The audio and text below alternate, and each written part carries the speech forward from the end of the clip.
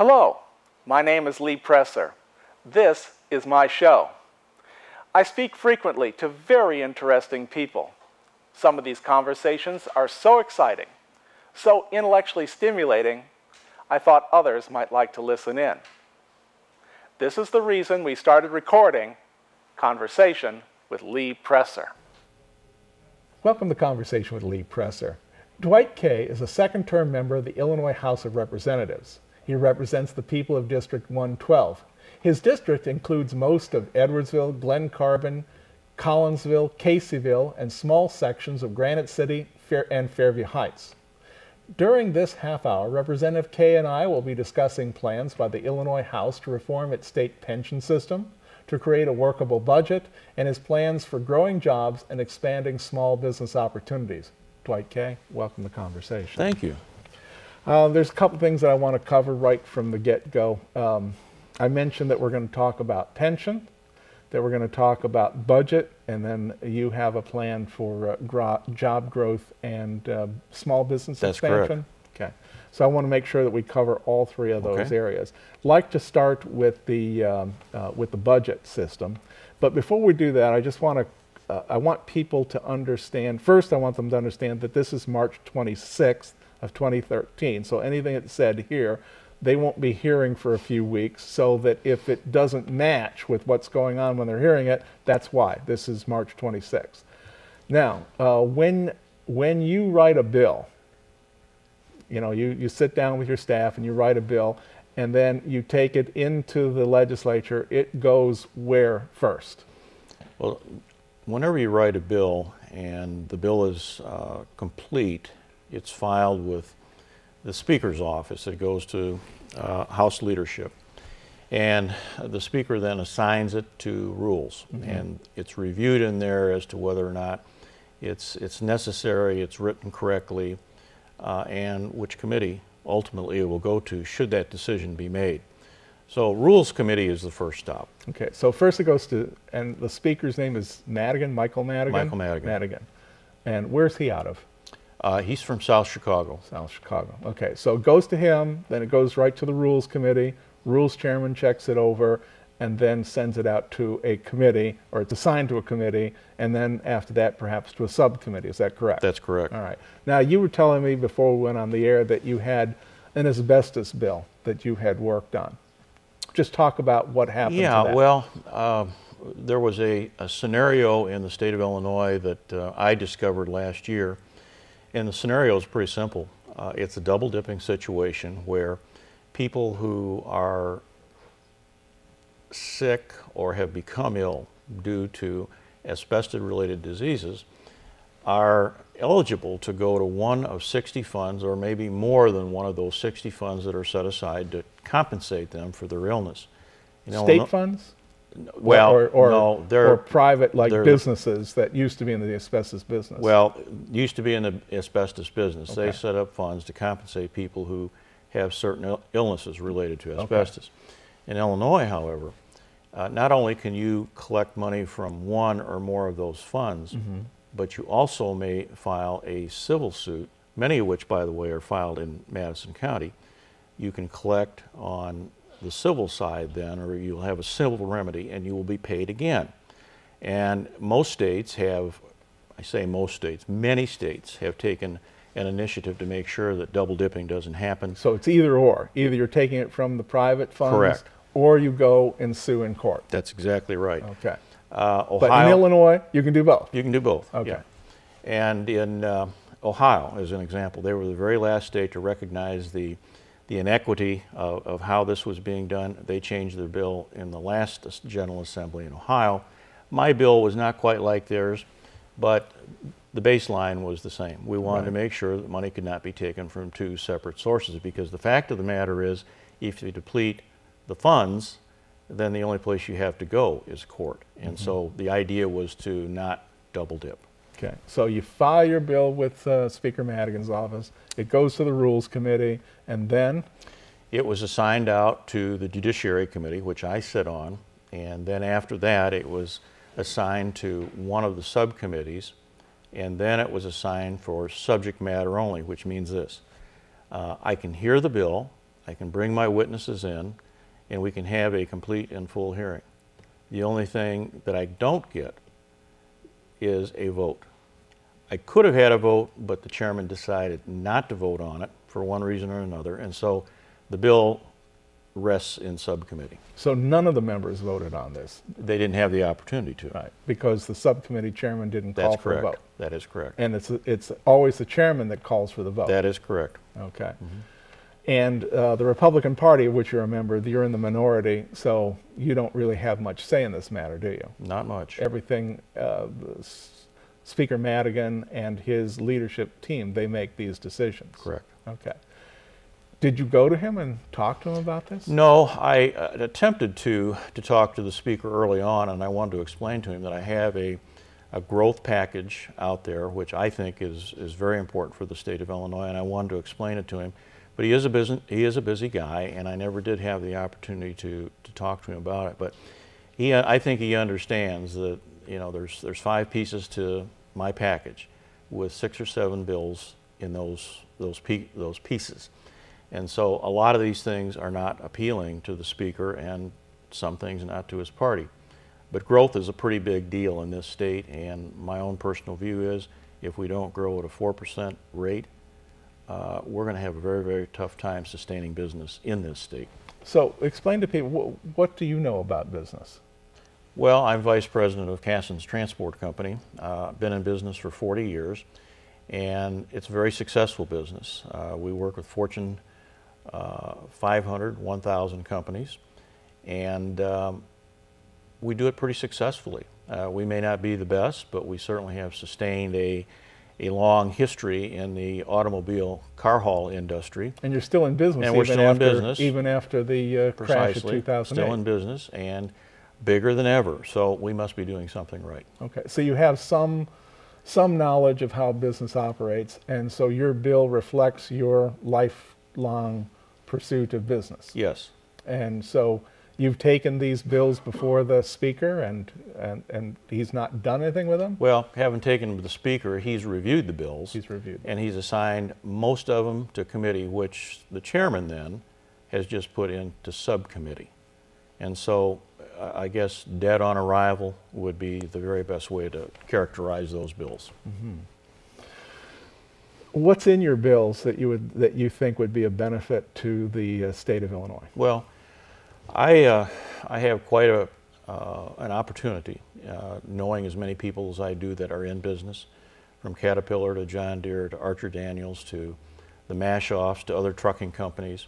I mean, I reach from northern Illinois to southern Illinois, east to west, and I know people who are concerned with the way business is treated. Just to give you an example, one of my initiatives, broken down into 7 bills, was to address the inequity that business sees in workers' compensation and how it's handled in this state as compared to Missouri, Iowa, and Indiana. By the way, all those states have reformed their workers' compensation system and their laws to basically say this, that for an injury to be compensable in the workplace, it must happen in the workplace. Pretty fair. Mm-hmm. We haven't done that. That bill was heard in committee. Caterpillar was one of my witnesses. Mm-hmm. The Illinois Chamber, on behalf of all business, was one of my witnesses. I had 2 trucking companies who have very, very low modification rates or modifiers in the state, came and testified, and they said because we're in Illinois we can't get insurance anymore. So it was that kind of hearing, very complete, very accurate, and that particular bill, my primary cause bill, was voted down 2-1. So it rests in subcommittee, not to be heard about for another year at least. Was this a party line vote? It was a party line vote. So the 2-1, there was 2-1 Democrat to Republican. That's correct. on the subcommittee. On the subcommittee. And the subcommittee said no go. That's correct. Now, is workers' comp an issue that needs to be dealt with in the state of Illinois? Oh, there's no question about it. We have the, you can look at it 2 ways. We're either the 4th worst or the 3rd worst, depending on which year you want to look at, but we've migrated back and forth between being number 3, number 4 with respect to being bad with respect to the balance and fairness to business that workers' compensation the laws as they currently exist put business in. Again, net migration for small and intermediate-sized business, other states.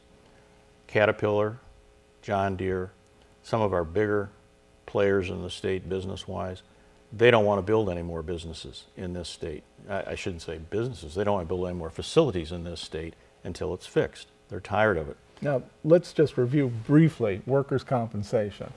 This is an insurance program for laborers who work, or anybody who works for a company. Is that right? Well, why don't you explain? Yeah, I'm not going to explain. Well, there's actually two pieces to the program. It applies to anyone who works. It applies to state employees. It also applies to those people who work for private companies like the John Deeres and the Caterpillars. And what's the function supposed to be of this insurance?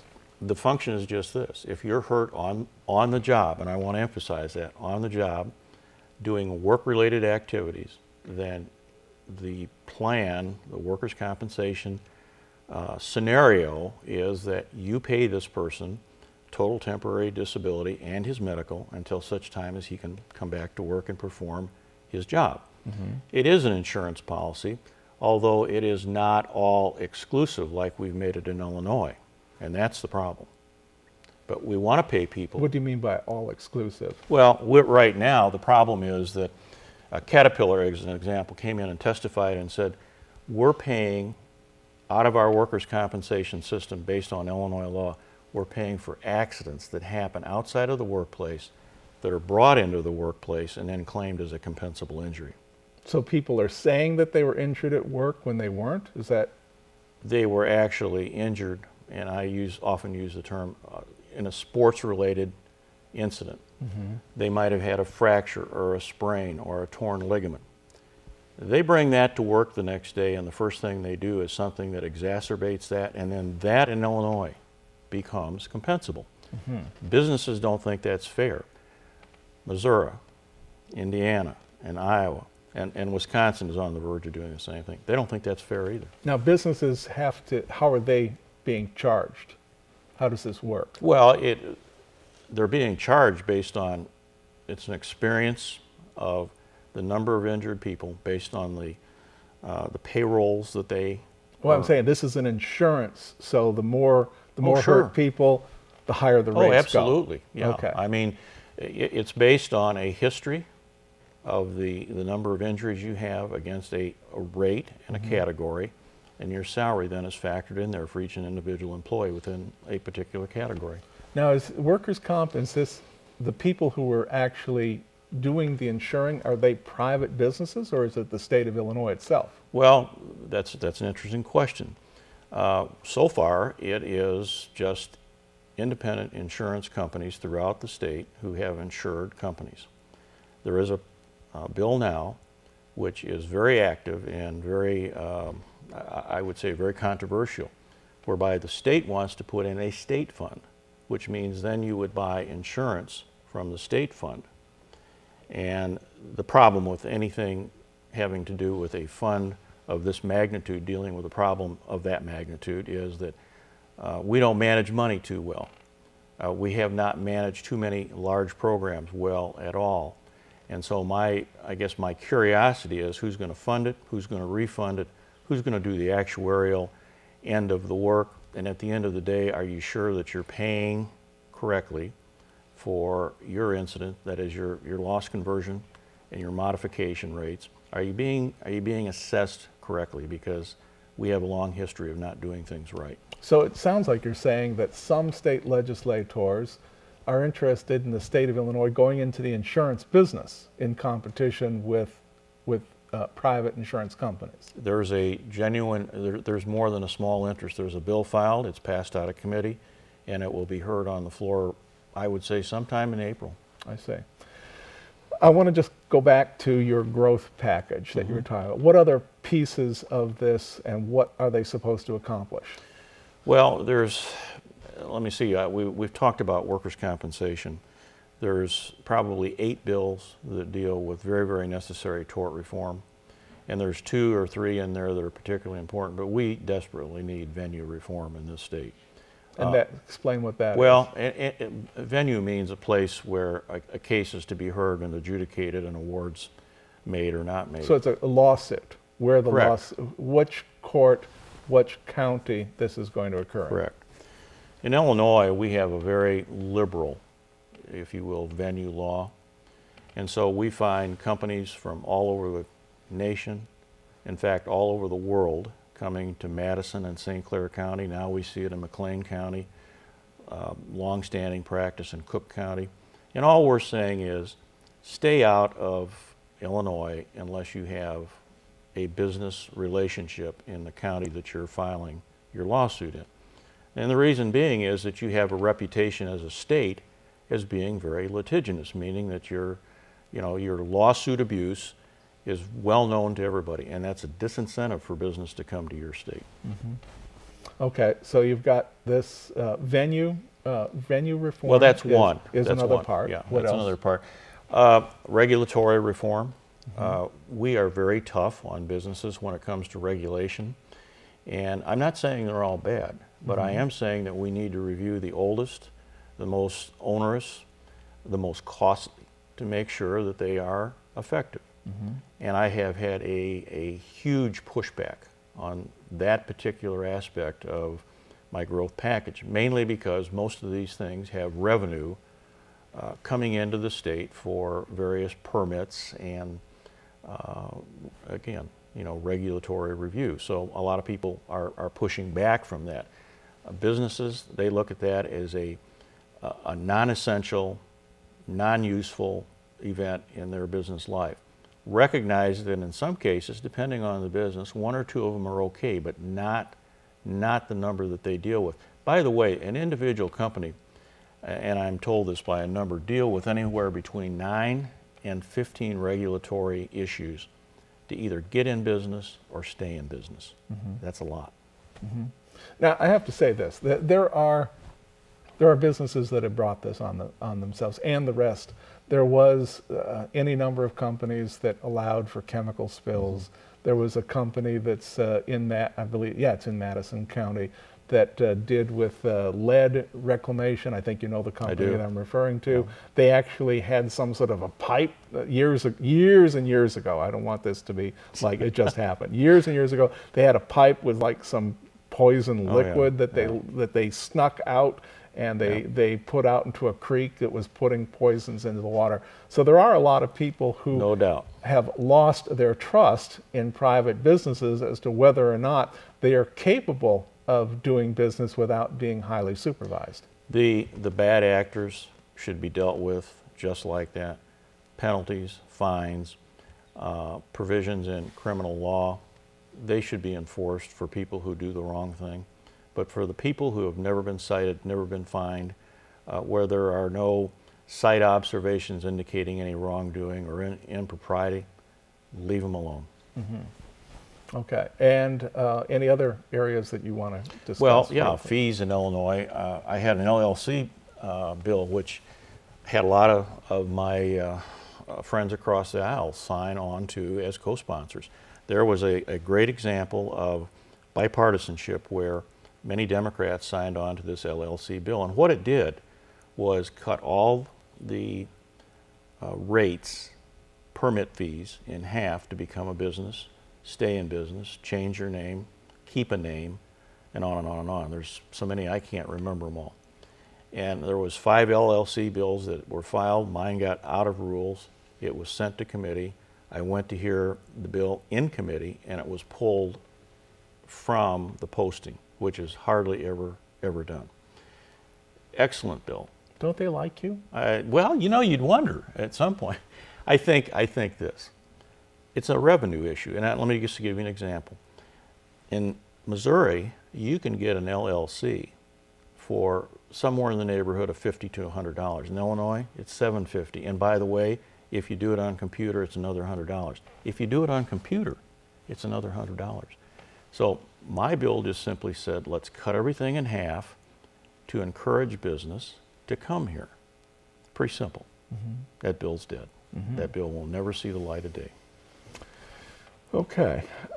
Any other areas? Yeah, Actually, there's a couple others I'll just mention to you very quickly. Tax incentives. We wanted to give incentives to businesses who were sincere in bringing people off of the rolls, not working, unemployment rolls. We wanted to give them an incentive for each person that they brought into the workplace. Thought that was a good bill, never got to committee. We wanted to see EDGE tax credits, which now are about to expire. We wanted to see them become permanent because businesses like to plan. They have a 1-year, 3-year, 5-year, and some have 10-year plans. In Illinois, you can't depend on planning too much because we tend to sunset things and then at the last minute decide to either keep it sunsetted or maybe bring it back again. So the bill said let's make it permanent. That didn't see the light of day either. There were other issues on the incentive side, tax break side, which again are to keep us competitive, and I want to make that real, I guess, as impactful a statement as I can. Doing these things is no more than what our neighboring states have done, and they're growing, exponentially growing.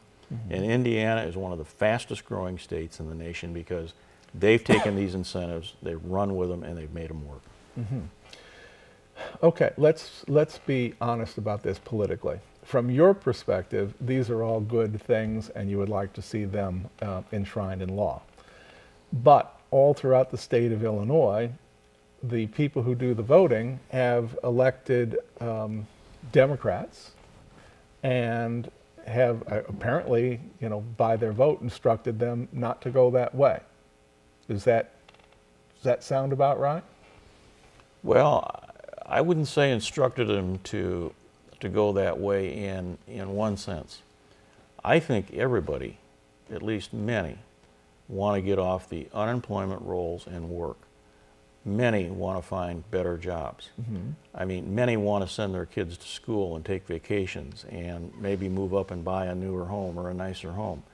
So I'm not sure that Republicans or Democrats are against that issue. But the public keeps electing basically the same people over and over again, don't they? Well, and that's... I mean, how long has Speaker Madigan been in the state legislature? Well, that's a good question. I think he's been there since 1970 something. 70 or 72. Right. Yeah. And how long has he been Speaker? Like 25 years, right? Oh, at least. Right. Yeah, so the people really, I mean, they get the government they deserve. Mm-hmm. They elect the people, and so that those are the folks that they've elected, and if you keep sending the same people there each and every time, I don't know what more to say. I would agree with you. I think a lot of people, though, just have in Illinois, have a very comfortable feeling with either an R or a D. We have more Ds, but I don't think the comfort level extends to cutting off opportunity or security for a Democrat or a Republican. I think people want change. Mm-hmm. I just don't think that's filtered down to the people that have been elected, and mm-hmm. I don't think they've gotten that piece. Time's gone by way too fast here because we're down to our last 5 minutes. I just want to review some stuff that we had talked about before off the air. You told me that something on the order of, I think you said $8.9 billion worth of actual bills have been presented to the state of Illinois for payment, but are still sitting there unpaid. Is that correct? Is that right? And the kind of bills we're talking about are just people who have provided services to the state, like they've done electrical contracting work, or they've done some construction work, or they have sold pharmacy goods to the state, and they're still sitting here waiting for payment. Is that right? People under contract with the state of Illinois to provide some service have not been paid to the tune of $8.9 billion, and that number is increasing. Right. And so how do these businessmen survive? I mean, how long are we talking about? 90 days, 120 days, 180 days? No, it goes a year or beyond. And what you're asking is, how do they survive? Well, they go to the bank and they borrow money, either short or long term. Illinois does pay interest on that money, but it certainly is not enough to sustain a business. So I remember when the federal government had this problem, and finally I forget the name of the bill, but they actually forced the billing office to pay within 90 days or pay a rather hefty interest.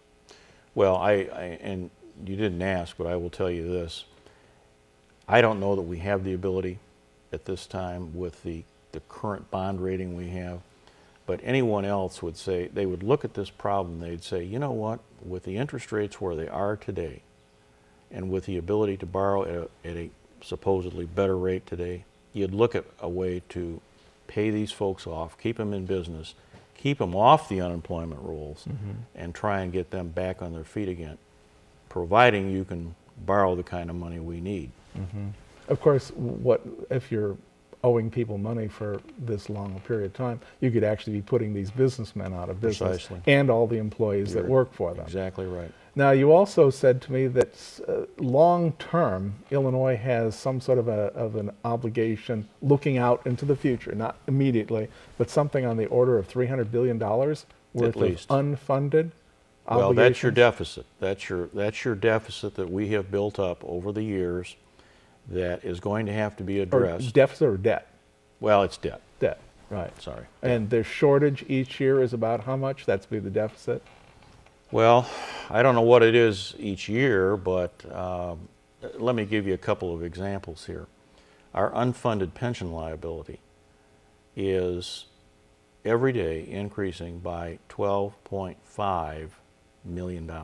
That's every day. So think about that. Now, where were we 3 years ago on the pension issue that we're discussing now as an order of the week? Okay, that $100+ billion is a liability that, if you will, is a part of our deficit. The unpaid bills we just talked about is a part of our unpaid deficit. So you can begin to see, and in fact, a part of our deficit is the fact that we continue to keep people on our Medicaid rolls who shouldn't be there, because the governor has decided that he's not going to follow the will of the General Assembly and scrub the rolls. He's going to leave it as is as long as he can. And by the way, that's somewhere in the neighborhood of $8 or $9 billion a year that we've been paying since 2005 when Governor Blagojevich enrolled all these people. Now, the time's over, and so there was so much more that we need to do this again and do it pretty quick, because people need to know what their government is doing. If I have a feeling that if they understood fully what was going on, they might make some different decisions and instructions given to their state representatives and state senators. We have a lot of serious matters, pension being one. Love to come back and talk to you about that. Well, I thank you very much for being with us today. Thank you. And I've been speaking to State Representative Dwight Kay.